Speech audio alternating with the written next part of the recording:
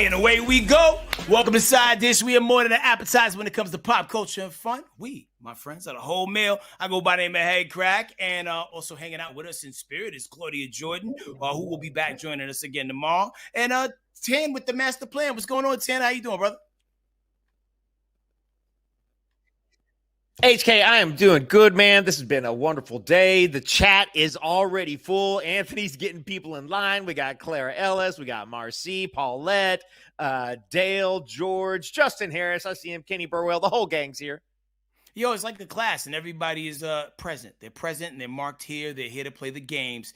And before we get into all the games and the fun stuff, we got to get into some sad news. And this one punched me in the stomach, man. R&B and neo-soul legend D'Angelo has passed away at the age of 51. Now, D'Angelo was silently battling pancreatic cancer. Now, he was born Michael Eugene Archer. And listen, his smooth vocals and sex appeal made classics out of his songs. I mean, joints that you can't deny, like Brown Sugar, Cruising, Lady, and Untitled, which everybody also knows as the shirtless D'Angelo video. How does it feel? Man, Yes. such a legendary Yes, who could performer, forget man. that one? A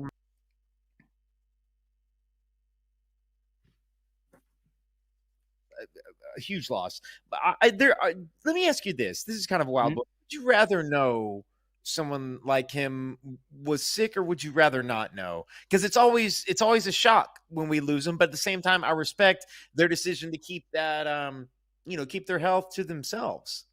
You know, with D'Angelo, because he was such a ghost in the machine, right? Like, he wasn't one of those people that you see all the time, was out here just being overexposed.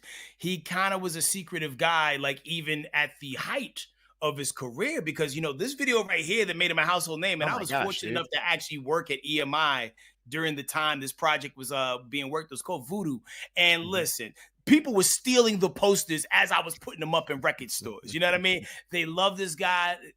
People connected with his music. Yeah. Even dudes who don't normally listen to R&B could be seen riding around listening to D'Angelo. Like, he got a song on the Belly soundtrack called "The Devil's Pride." I could sing that song like I wrote it. Like, it's just a great song, and he was a great musician. And then when he came back out, probably I think almost 10 years ago with a new project out of the blue, everybody was just excited to see him again. So to answer your question, I know I took the long way. No. I feel like, man, like, if I was going through something, and I know a lot of people like to deal with things privately, but sometimes I just think the prayers and energy of others sometimes can either lift your spirits and give you the will to live. Because it's another thing if, like, you're doing something privately and you feel forgotten You and you feel don't have alone. nothing to. Yeah. Yeah, you want people's well wishes in your ears. I mean, like, how would you move in that situation? It's so crazy. I feel like there's something to receiving all of the positive vibes, the positive energy, the well wishing, people reaching out to you, people letting you know, and I'm sure his close ones did, letting you know that you are loved and that you're appreciated and that we want you to be here with us. I feel like that's got to put a little fuel in the tank. But then at the same time, I also understand, like, people who conceive of themselves as an artist who gives to the people. Like, sometimes there's that line between my personal life and the work that I put out. And I understand that line being my personal health as well. Yeah, I mean, I know the fans feel a certain way because, like, I haven't seen dudes hurt this much by the passing of an R&B guy since the passing of Michael Jackson and Prince. Like, there's a couple people who I know who, like, are active gun carriers who also are affected by the loss of D'Angelo. Like, he Yeah. spoke to so many people through his sonics. And my heart also goes out to his son Michael Archer Jr. because you know who D'Angelo had a child with, right? Angie Stone. Yeah.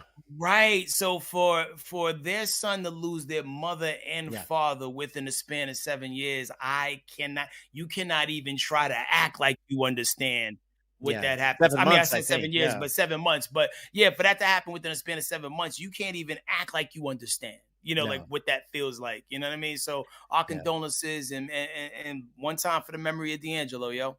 Absolutely. Absolutely. Sending a lot of love out there to Michael Archer Jr. That's going through a tough spot right now. Hell yeah. Got to shift gears. This is a weird one. We covered that Tyler Perry alleged sexual abuse case a few months ago. This is coming back into the news. TP, the president of Atlanta, as I like to say, he might be in Italy filming the next episode of Why Did I Get Married, the next part of that franchise. But it seems like his lawyers had a little extra time on themselves because they had time to respond with another filing in the case of the $260 million lawsuit from the guy named Derek Dixon.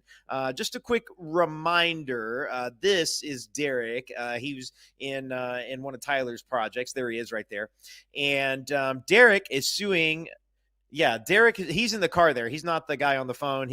There he is in the car. Okay. And those two men kind of look similar, but Derek's that one, holding the iPhone 1 there.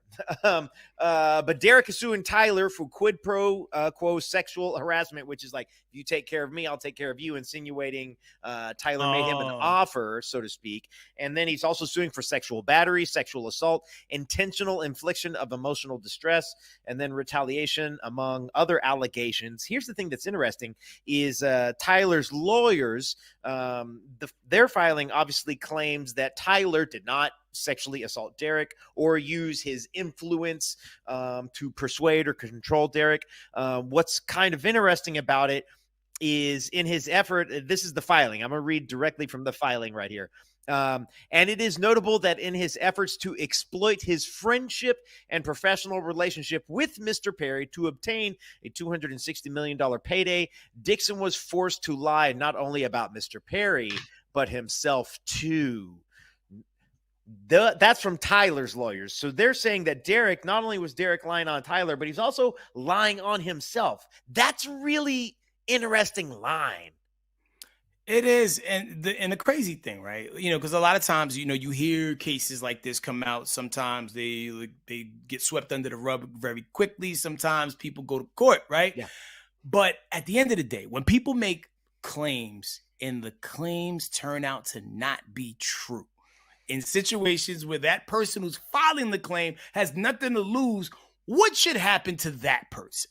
You know what I mean? Yeah. Like, do you get just kicked out of the game? Like, should you be banned from social media? Like, I mean, because at the end of the day, if his lies make it to the top and bring this person down, then that might be the end of Tyler for, the foreseeable future, or if not perpetuity, right? But this guy, here it is, he's just swinging for the fences, has nothing to lose. What happens if it turns out that Derek is lying?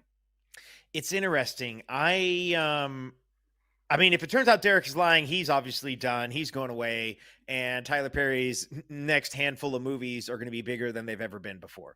When I'm thinking about this case, and listen, this is all alleging. Derek is alleging a lot of this about Tyler. I don't know Tyler Perry. I have an immense amount of respect for him. It makes me, in a weird way, I think about, and go with me here for just a second because it's not fun to talk about this stuff all the time, but it makes me think about that Kevin Spacey case. There was a young man who brought allegations against Kevin Spacey. I believe the young man was a waiter. He alleged about some inappropriate activity upon the place of Mr. Spacey. And so Kevin went to fight it in court. And as a part of the discovery, which is like, if we're going to take this to court, our lawyers get discovery. So we're getting access to your evidence. You get access to our evidence. That's kind of the way the lawyer game works. And they came across this cell phone, and they came across text messages that went back and forth between the waiter and Kevin Spacey. And as they read these text messages aloud, if I remember correctly, now this has been a long time, people don't hold me to the fire if I get this a little off, but if when they were reading these text messages, it was plausible for someone to look at those messages and say, no, they were in agreement about the scenario. At very least, it seemed that way from the text messages. Now, that, if I remember correctly, that case closed, and I don't think Kevin was convicted of anything in that one, but he kind of fell off afterwards because there were some other things that came up on him and his name. And so there's a part of me that thinks that for Tyler's lawyers to make a specific claim, he's not just lying about Tyler, he's lying about himself, that they've got the receipts. That's what I think we're talking about here, whether that be messages or emails or surveillance footage. I mean, if he's at Tyler's place, come on. You tell me Tyler doesn't have cameras everywhere? Oh, he got to because he's probably filming a movie at all times, like whether we want to or not, right? Like capture everything. And I think I saw some of the text messages that dude like exchanged with Tyler, Mhm. and based off the set of messages I saw. Now maybe there was more. It just seemed like it was a dude who was kind of like trying to fade a little bit, Mhm. and I'm saying like Derek was just kind of like there wasn't really much there. You know what I Right. mean? Like if you frame it a certain way, you could try to forge a narrative, but Mhm. I wasn't 100% convinced that of a that aggressive narrative. Somebody in Mhm. the chat said in Europe, if you make false claims, you go to jail, I as knew it that was should. the thing. Yeah, I knew that was the thing. Also, Justin Harris said, "I want to hear Medea's side of the story." Me Um, too. we might get it. We might get it before it's all said and done. Hello. Hello. Well, let's talk about Stephen A. Smith, man. A continuation of what we was dropping Stephen yesterday, A. man. Smith. After he got it talking to by Serena Williams' husband, Alexis Ohanian, seems like everyone is ready to talk about Stephen A.'s reckless mouth. No diddy. Now, former NBA baller and podcaster Stephen Jackson said this.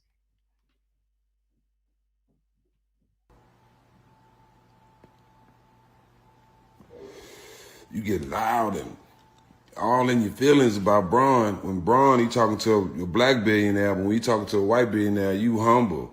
And you come back on your show talking real respectful, mild manner, man. Hey, bro, listen, bro. And you dogging the black women. Bro, let's stay out of politics and stick to talking about sports you never played. All right? Just stick to doing that, bro. You got the mad lot of energy for Braun and black women and not everybody else. Well, stop it. I want to know where he got that do-rag from. It's nice. Journalist Tiffany Cross had a few words for Stephen A., especially after his criticism of Jasmine Crockett. Now, check out what Tiff said. Smith, and you find anything other than some absolute pure self-hating little dirty nonsense from that half-witted idiot basking in the non-existent rays of his own ignorance, it is sad to me that he even gets an audience of black men. Why aren't black men right now saying, Stephen A. Smith, we banned him, we not listening to his podcast, we're not watching his show anymore? That's what black women do. We organize. It could seem that he is entering his cancellation era, but I will say it'll be a tough sell, I think, largely for men. Not because they agree with Stephen A. Smith. It's just a lot of men like sports that much. I consider myself an anomaly in that space to where like I don't care who's playing the night. I send hateful things to my friend who's a Cowboys fan because I know it hurts his soul. And I don't care about a group of men wearing a uniform doing anything to the level that some people do. So like it's nothing for me to crumble somebody up and throw them away if I don't rock with how they move. I felt like the way he approached that whole situation to begin with was like, yo, like, why are you in their relationship? It's their relationship. And then when you had the opportunity to double down, you fell back on it. You didn't have the same energy you had when you was first talking about Serena and Alexis Ohanian. So the thing is, man, if you're going to be a bully when they not in front of you, you got to be a bully when they're in front of you. And he's folded twice. Well, here's the thing. It's not just that he's folded twice. It's that, to me, he has missed what I feel like would have been the classy response. When Alexis Ohanian was coming for him, and we just talked about this, yesterday? And he's like, no, not me. Where he was like, just put it in reverse and was backing out of it. I feel like the classiest thing would have been to take that 15, 20 seconds and say, hey, Alexis, you know what? I overstepped my bounds and I should not have said that. There's no reason for me to say that. I got caught up in a moment that I should not have got caught up in. You have a beautiful marriage and your wife is extremely successful. And I'm so happy that she has this place in pop culture where she could get invited to do the Super Bowl. And I just want you to hear my apology. And I'm so sorry about that. But he didn't do that. And so, think about what it takes to get somebody canceled off ESPN. I don't think he's going to get canceled for this, but I think pretty sure his bosses might tee him up for the apology tour. Fair enough, especially if Alexis applied that level of pressure, because, I don't know if not Meta, but Reddit, I don't think they advertise anywhere. Once again, don't watch ESPN. However, my man Voice went up 3 octaves and went diagonal. Like you went up 3 octaves higher, and then you got Vermont White when you was talking to them and trying to explain yourself. And it's like, come on, man. Like, I want that same energy you had before. But, you know, it is what it is. Does this change how you feel about it? Like, are you an ESPN watcher? I watch ESPN, and I have said in the past that I'm a fan of Stephen A. Smith. I do like someone who's not necessarily he is inside of sports, but again, he's never played the sports. Now, I will say this: I'm not a part of the culture. And so what Tiffany Cross was talking about there, about the way that he speaks on black women, that isn't something that I catch all the time. Like, I catch it when it's really obvious, but it's clear that this is an ongoing thing. And so that's something I need to pay a little more attention to. And maybe that's something that could get him in trouble with ESPN execs, because let's not forget, ESPN was owned by Disney. Tana, how do you think Shannon Sharp would have handled it?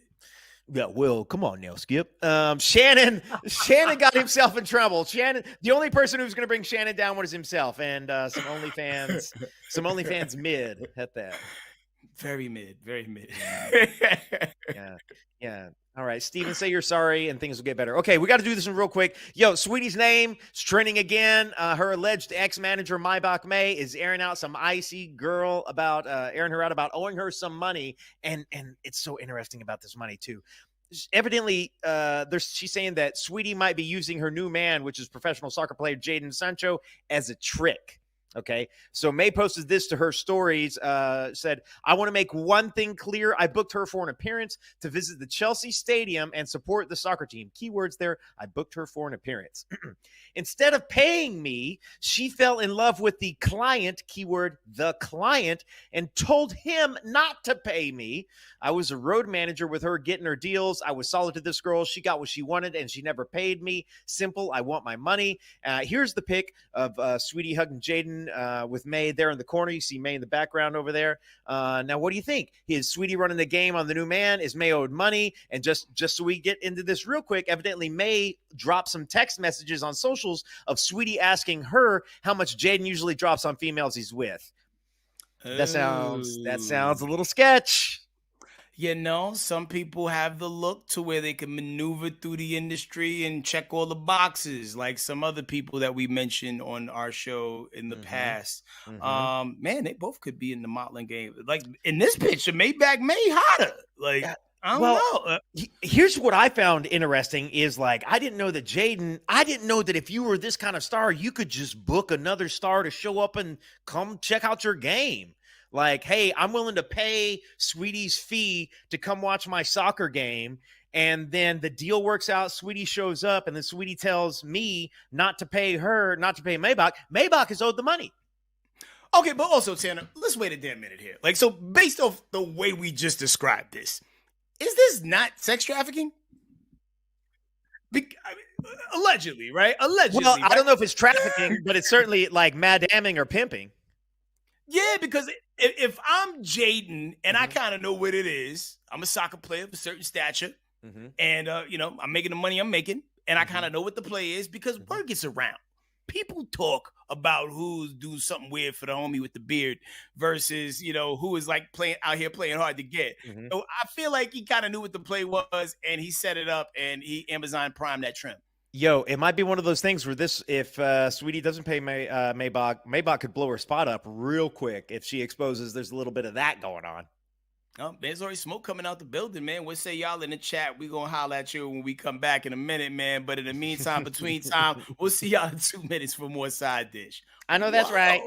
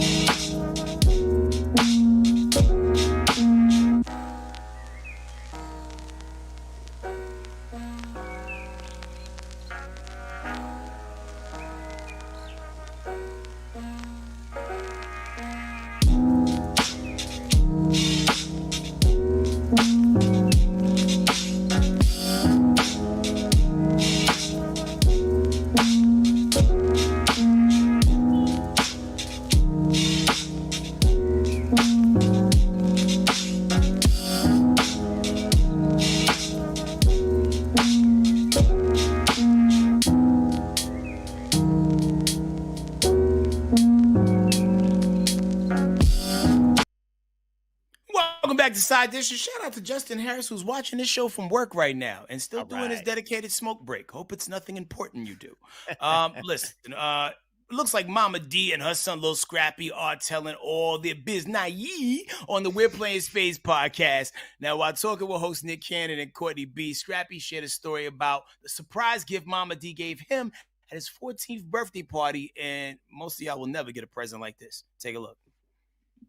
Mama said, hey, come on, let's get it started. Blew the whistle. Boom. Put the girls out. How about they went and got their parents? Yeah. Oh, Cause we had the little girls. My mama had, Now the young teenagers. my mama had strippers in them. Right. Yeah. For my 14th birthday. Got rid of the school girls and brought the real ladies in. The grown women. The grown women.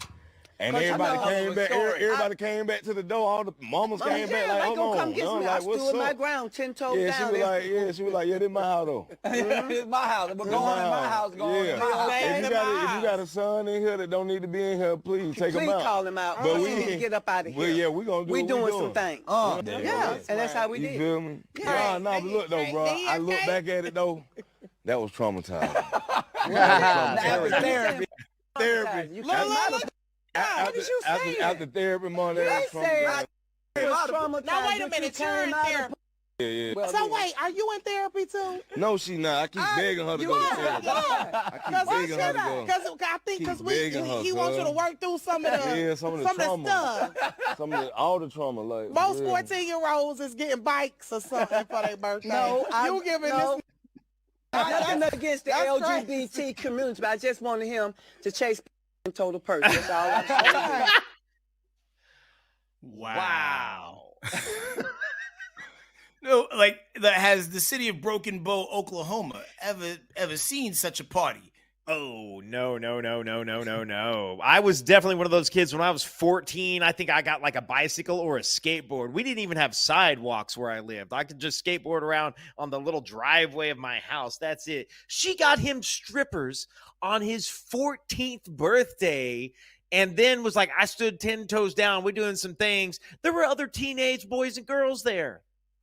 And I'm sure they still talk about that party to this day. Yes. And as adventurous as I am with most of my life, right? Like, even I'll be like, all right, that's a bit too much, fam. But shout out to Mama D. You know, she came and did a side dish with us a time or two. We love Mama D. Her life was different. The way she moves and the things that she does is not normal. Like, at one point in time, she was a pimp, hustler, maybe a little drugs, drug dealing on the side. So what is rational to us civilians may not necessarily be the norm for somebody like that, but that wouldn't be my mode of operandi, if I was trying to make sure my 14-year-old had a memorable party. It's so funny. Like, okay, HK, you got a couple boys. Like, what if one of them was out with his buddies and it was at a friend's birthday party? You dropped them off thinking this was going to be a regular 15, 16-year-old birthday party. Nothing too crazy. Their parents are home. And then your boy comes home and is talking about there were strippers there. And I was given 10 singles to put in. I would think he was kidding. And then I would walk off. And then I would think about it. And then I would come back. Were you serious? Because my kid has a deadpan delivery. All of them actually. They'll say something like that. To this day, I don't know if one of the kids peed in a hole in the wall or not, because I just don't know. I don't know. I just have to, I'm like, why would you say that? Because I was very specific. That's a very specific thing. But to this day, I don't know what the truth is. I mean, I definitely would have questions, and I don't want to jump out of the window and be confrontational in a situation where it was a prank. But if I found out it did happen, I mean, listen, it already happened. Right. They just probably won't be able to entertain the energy of that family anymore, because if you're going to let them do that, no telling what else you're going to let them do. You know what I mean? I just don't think 14-year-olds, boys or girls, are emotionally that emotional intelligence, that physical development, because all of the hormones are raging, and the mind is developing. I feel like strippers at that point in time would warp them. Like Scrappy said himself, he's like, at the time, it seemed like he thought it was cool, but then thinking back on it, it caused him a lot of trauma. Like, that's a lot of over-sexualization for a teenage boy of that age. And so kudos to him. Like, I mean, y'all have heard me say it a million times. Like, I'm a big believer in therapy. And so kudos to him for recognizing that was a traumatic event, and not necessarily physical pain, but that definitely set him on a path, or that flavored his brain a certain way. That's not the right term. I don't know the right term. I mean, you stay pursuing that thrill. You know what I mean? Like, because I don't know if they was just there for display purposes only, or they was getting the bump and grind special. Yeah. You know what I mean? Like, man, I mean, you would definitely be thinking about that, and like you want to make that a regular occurrence in your life, depending on how you're wired, right? So who knows, man? Yeah. Let's say y'all in the chat. Crazy. Never in a million years, said Darren Johnson. All right, well, the president of the Fine Single Rich Aunties Club, Miss Tracy Ellis Ross, has the internet talking again. Now, according to Tracy, she thinks marriage licenses should have to be renewed every 4 to 5 years, allowing married couples to check in every few years to decide if staying married is something that they want to do. And how y'all feel about it in the chat? Because some people stay in marriages longer than they should, whether it be due to convenience, or you can't afford the divorce, or sometimes it's for survival. Should this be reevaluated every so often, kind of like your home owner's insurance and driver's license? Yo, HK, I've heard you talk about this before. Yeah, but I didn't bring it up. I just want to point that out. Like I'm in a good space, right? Like, I didn't be like, you know what you should do? But I agree, because listen, we're not the same people that we were 2 years ago. Mm-hmm. You know what I mean? And you might get to a point in your relationship where, like, hey, listen, can we just do a clean break right here without getting a bunch of lawyers involved and a big buyout? Like, let's just not renew the license and change the Netflix passwords and go our separate ways. Mm-hmm. I feel like maybe it's not just like every 4 to 5 years. I feel like in the beginning, I feel like maybe we throw some ages on it. Like, you're like, I don't know that our brains are fully developed to we're like 26, 27, 28 years old. Somewhere up in there, your brain is still developing. And if you get married at 23, you've got a whole lot of developing left to do. Like, maybe checking in at like 26, 27 is like, you still feel good about this? It's like, okay, cool. Then maybe you get another 4, 5, 6 years. Now you're in your mid 30s and like, you still feel good about this, right? And it's like, yeah, I still feel good about it. Then you can't come back to us about like, should we renew this or set this up? Because now you're on a long-term lease. Word. now you own it. Now it's another decade. Yeah, now you got to keep that classic car. Yeah, right. You know, and if you've been in a relationship since 2006, you miss Tinder. And all the other apps. Yeah. All of those the apps. all of the apps. It's interesting. I do feel like it would make, I mean, and I don't know, I'm not married, so I'm just coming at this from a naive perspective where it's like, if I know that I could be reevaluated and I could lose this thing that I really care about, that might make me want to stay on top of the way I treat this person, my presence in their presence, how I handle myself physically, how I handle my business, because like catastrophic things do change. Like, a lot of divorce comes around after a man loses a job or different things like that. So like, there is some accountability there. Yo, shout out to Mr. King. He said every 2 years, 5 years is just too far. Another brother, Justin Harris, said the life of a Sagittarius, we date off of expiration dates. Ms. Naughty 93 said, in marriage is a job. Yeah, depending on how y'all are running y'all situation. Yeah, like, it is like work. I mean, I know women who be like, man, I hate when he come home. I got to do these things. You know, and some people just want to be free, and they just got booed up during a time of economic strife and hardship, and you did what you had to do to survive the time. And I feel there's a lot of guys who operate in that. That's how you end up on foodie calls and, things like that. Oh, yeah. Because, like, caught them during the dark time. We all know people. Listen, I hate to say it like this. My grandparents knew each other for 2 whole weeks, and then they got married, and they were married for over 2 whole weeks, and then they got married. They were married for over 70 years, which sounds amazing. It sounds great, right? And there is a part of that story that feels really nice and warm, but let me tell you, they fought like cats and dogs. Hey, they probably would have been better separated, but the good Lord kept them together. You know what I'm saying? So maybe a manual revisit could have been helpful for them.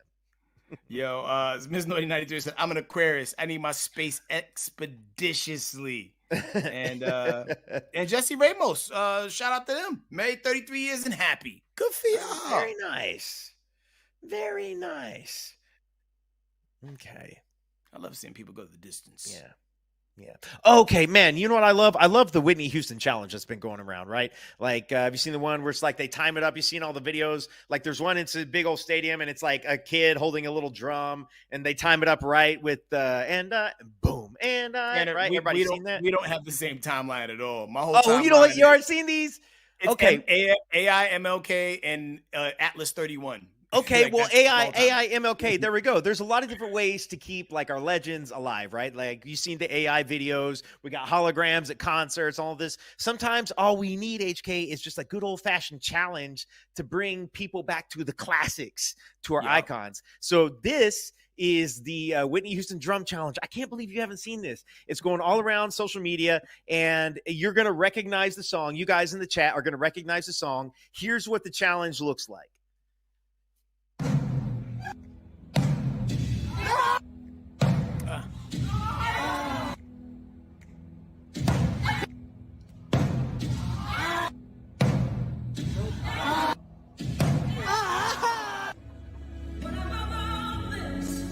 Here we go. Let's see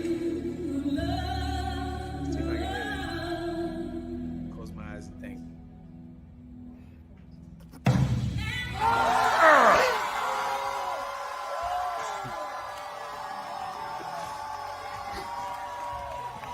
Wow. Uh-oh.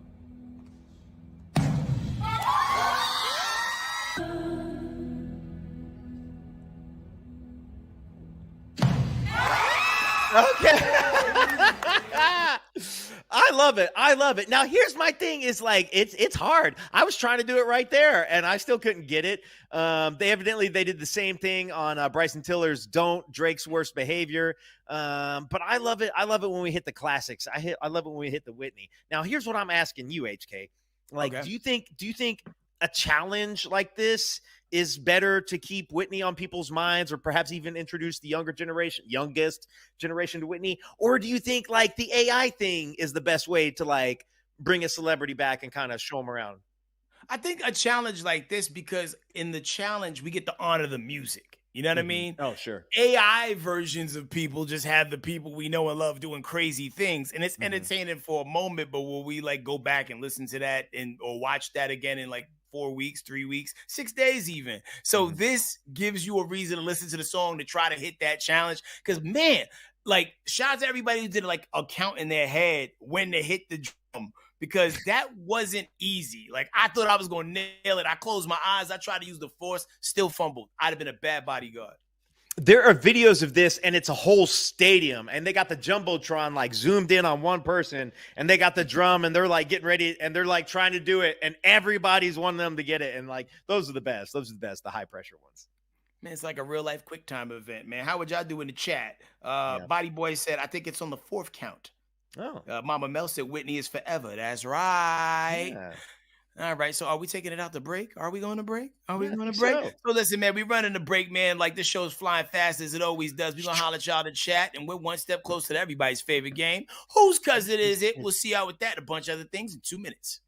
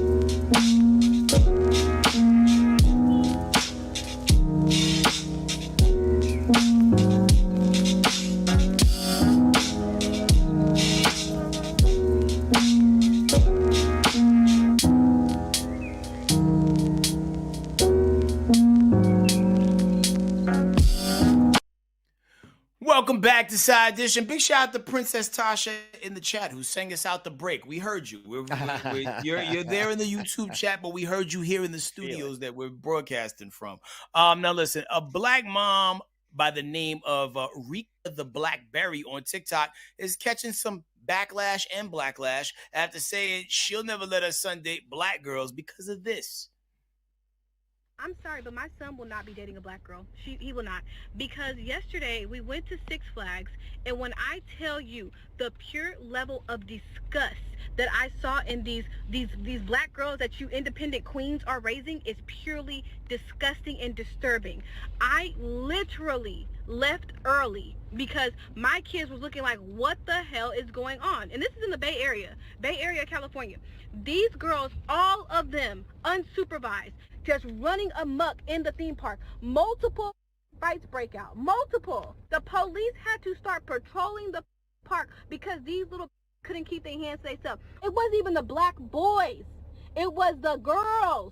And then this white lady asked her not to talk like that. Her and her friends trying to fight the white lady. It happens. Yeah, that's, man, she was too attractive to have such a foul opinion. I mean, you can't just cast a net of judgment over a whole entire group of people over an isolated, event at a place. I mean, because everybody pop off to some degree. You know what I mean? Like, whether you're talking about, like a bunch of soccer hooligans tearing the city down because their team won or lost, or a random pockets of people who got into something at a water park. I remember one year, man, like in Texas, Arlington to be specific, back when Hurricane Harbor was still called Wet and Wild. Oh, I remember that.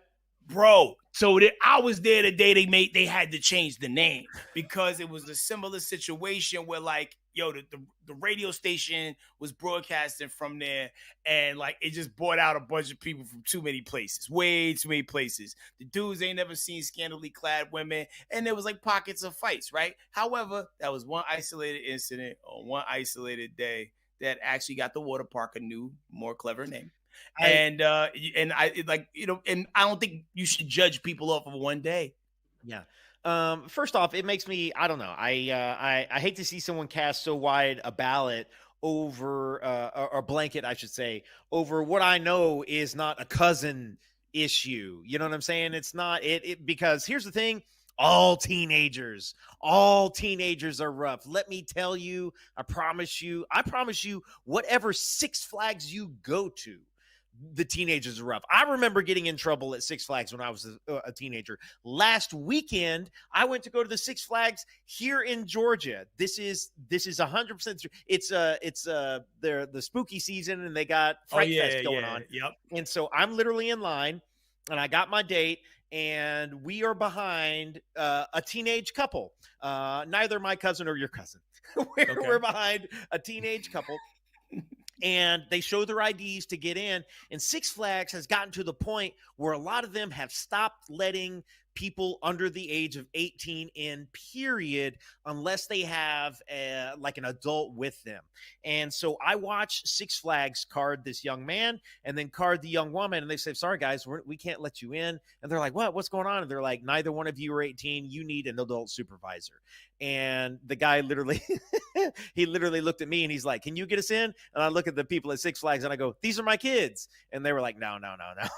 And so they weren't able to get in. And so I hate that on this day, that's what she saw and that was her interpretation. But Six Flags has this reputation a little bit, and they've been fighting it with new rules and regulations. And it doesn't matter where you are. Every cousin teenager is a bit of a mess. Yeah, and some of the narratives that people are throwing out there, right, are is what she's saying about dating black girls, because being that she is a person of color herself, is this giving her son protection or projection? And then sometimes when you plant these seeds in the people's minds, that's how that self-hatred starts to form. That's how these bad world views continue to, the tidal wave over into the next generation. And at the end of the day, listen, there are great people. There are awful people. It's like going to the DVD bin at Walmart back when they still had that. You're gonna have to sift through some BS to find that House Party 1 through 4 disc, but it's there. You know what I'm saying? And like and you just got to do the work. Yeah. And if she tries to tell her son what who he can or cannot date, I promise her he is gonna bring whatever she says not to bring. He's bringing it home. That's how teenagers work. Looking at the chat real quick before we go, like we got a poll going on. A black woman who says she won't let her son date black girls. Is this protection or projection? 5% feel that she's being protective, Mama Bear, and 92%. Oh, it's going up. It's like it's going back and forth. It's moving, but mostly 92% are now saying it's pure projection. Like she probably got jumped by a group that looked just like her for being. I saw the paw print tattoos. She might have been a little bad girl when she was young. She's bad girl right now. She's bad girl. She's bad right now. I understand how she became a mom. I get it. it. Right now, we run into the comments.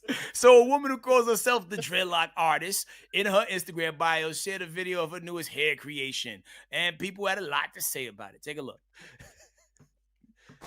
Ta-da. Yay! These are the final results. It took a little bit. I had to go off camera just because she has a lot of hair, but this is the final result and she hasn't seen it yet. I'm super excited for her to see it.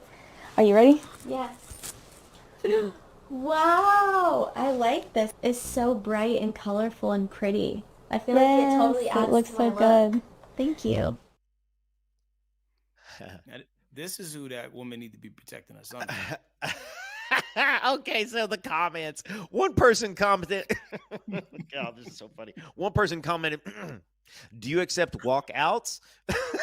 Another said, how do I book a cancellation? Somebody else said, how do I get a refund in advance? And even Claudia commented with a bunch of shocked face emojis. Now, is this artistry? Is this appropriation? Is this just a how that mess? I mean, some people try to, do. I mean, here's the thing: like, dreadlocks started in Jamaica, the Rastafarians, whatnot. However, like when people see something they like, they she looked like one of the Wachowski brothers. And I don't even know if they're both brothers anymore. I don't know which sisters now. Both of them are sisters now. They're both sisters. I've been off the internet for a while. However, one of them has their hair like this, and maybe it's homage to them. I don't know, but definitely she should. I hope she didn't get charged. It's interesting, and this looks. I'm paying even closer attention because they're still because you can see the braids under the fuchsia. It's been a while since I've seen fuchsia hair. It's interesting. I don't know. Obviously, it's not an appropriation of my culture. And so I can understand if somebody would be upset about this and take offense to that. It's also pink hair. And I'm not mad at somebody, who's getting pink hair. I don't want to yuck her yum. If she started talking about whoop, whoop, whoop, whoop, that would be a different thing. If she pulled a Chet Hanks. Yeah, if she started to inch into the Chet Hanks of it all, that might be a bit much. Yeah, and the crazy thing is it's the pink that throws it off, and then she got the Cavapoo curls. I will say this, HK. I like here in Atlanta. I seen some locks, and I didn't see tons of locks in LA, but I see them here in Atlanta. Dude, I have seen a lot of my cousins, particularly my fish concert cousins, my extra green cousins, if you know what I'm saying. And a lot of them I've seen with locks of some kind or another. And even when it gets real long, I've seen them kind of get the dread thing going. And, what am I supposed to do? You know what I'm saying? I just not get too close to them because they usually have an odor of sorts.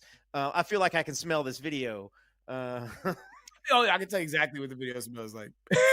Yo, listen, man, we run in the break, but when we come back, we hit y'all with another question of the day. We got a little backup for this one, man. We'll see y'all in 2. Subscribe that.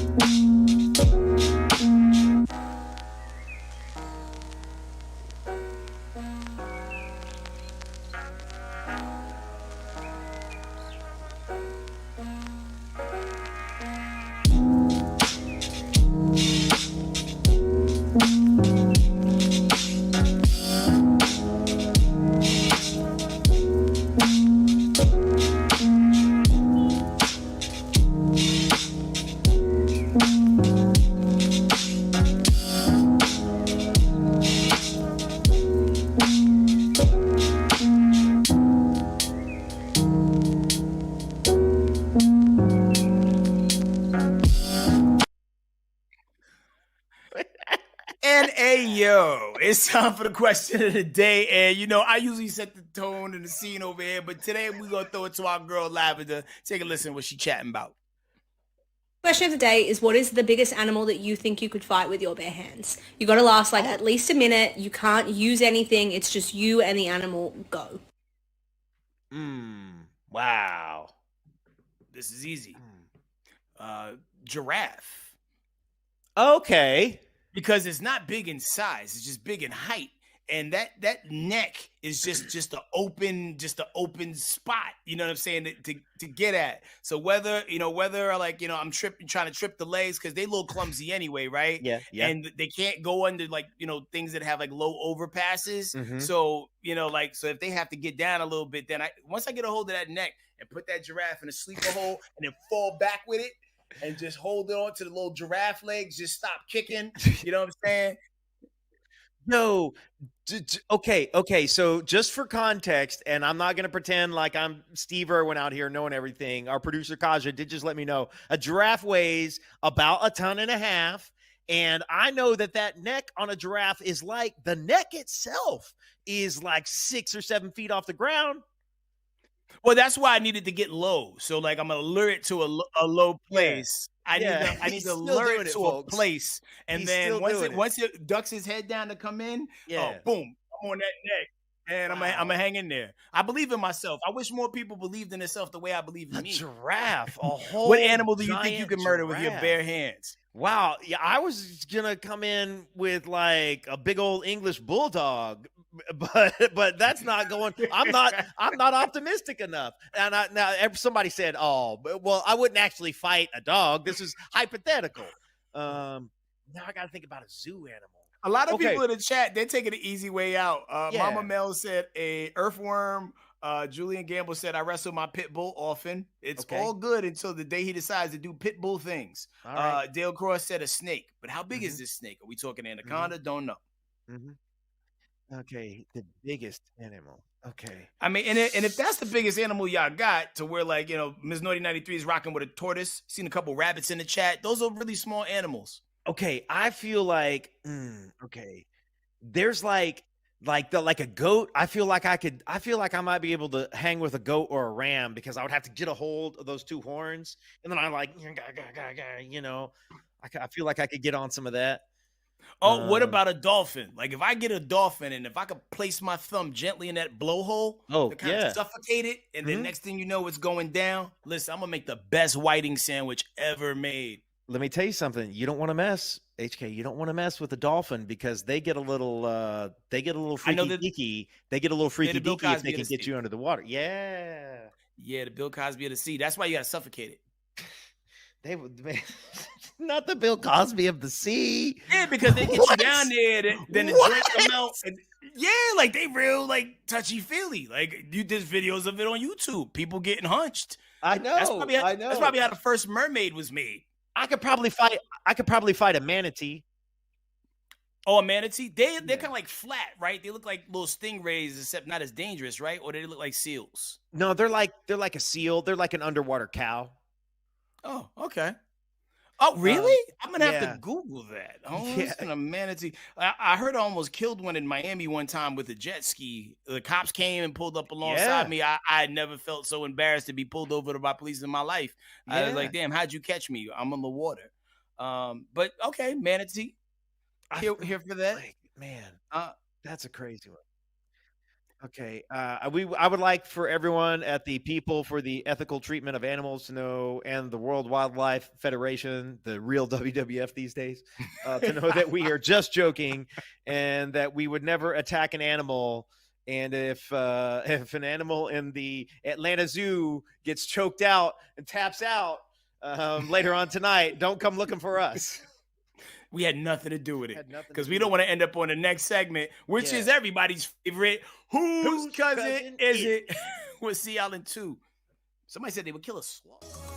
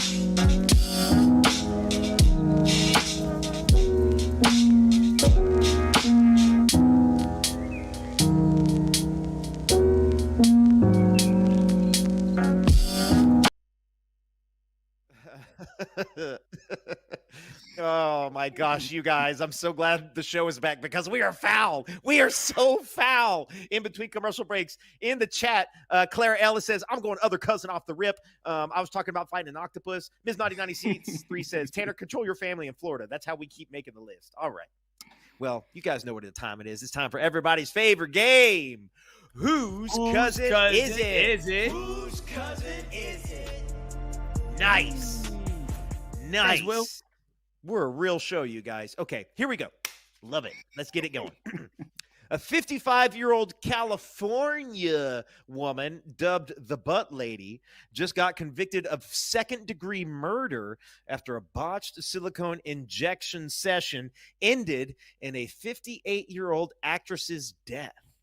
Now, the Butt Lady's defense attorney claims she was just a consultant for a certified doctor from Tijuana, Mexico, and was appalled that they tried to pin the murder on her. This ain't this, and by the way, this is not her first offense. Back in 2019, she beat murder charges after botched injections killed a 26-year-old woman. She got sentenced to 4 years for involuntary manslaughter, but served less than 1, knowing full well she was banned from doing any more of that butt stuff. It seems like she took that as a suggestion, allegedly. All right, now whose cousin is it? That is tough, man. Yo, how do you feel? Because like I'm leaning my cousin. Okay. And I probably even feel like in the mugshot she's wearing scrubs. That like they caught her on her lunch break. 55-year-old California woman, butt injections, works for a doctor from TJ though. Like that obviously feels a little other. It was feeling other, but you know, I know a lot of times the doctors have assistants, right? Yep. And the fact that they tried to pin it on someone who wasn't the doctor makes me feel like she was my cousin. Because we'll just blame her. We'll blame her. Okay. I lived in California for a long time. Most of the nurses that I knew were other cousins, and I'm sure there are cousins, all kinds of cousin nurses in California. Those just happen to be the ones that I ran into, that I bumped a bunch into of times. Yep. And so I'm gonna go other. I'm going to go other cousin. I'm looking at the chat. You're going with the tide of the chat. Heavy representation for Chewy's cousin. Shout out to Fred Stone on that. Yeah. Mariano's like other. Sam Smith said it's our cousin. Assuming Sam Smith is the color of the microphone popper stopper, I think. It's moving too fast. Margarita's cousin. Love that one, Sierra. All right. So yeah, so if you gonna go other, I'm gonna hang with my cousin. And we're going to see what it is. As we always do at this time. 3, 2, 1. Move that van. Let's go. Oh. Surprise, surprise. Look like she also does lip stuff. Libby Adame. Liddy Adame. Yeah, Libby Adame. Okay. Yeah, definitely other. Yeah. The Kardashian who missed the family reunion. Yeah. Oh, butt stuff. You're like, I'm the best at what I do. I'm so good at what I do that somebody died and people are still coming to me to get those sweet, sweet cheeks. You know what, though, too? Her other calling card was the fact that, I'm not going to say she was attractive, right? She had a very unique look to where like, oh, yeah, we'll give you another shot. Yeah. Because if anybody else there, they'd be like, yo, kick rocks. Well, it's like, listen, all the BBL and the injection stuff, it's like Rogaine. It's like, not only am I the president of the club, I'm also a member or like whatever. It's like, you got to look. She had to be caked up. You know that lady was caked. Yeah. I wish we could have saw like a side profile mugshot too, just to, see what it was. Right, But man, thank y'all, all y'all detectives in the chat. Shout out to y'all for pulling up. Shout out to everybody shouting out Claudia. She'll be back in the building tomorrow. What up, C Murder? Hope to see you manana. And like, subscribe, tell others we out here, y'all. Hey guys, tell some friends. Hey Clara, hey Yanique, hey Jeannie G loves you, Princess Tasha, Julian, Batty, Nicole, Andrea, Justin, Ms. Naughty, Victor, Kevin, Loran, Andrea. One of you guys had a foul comment about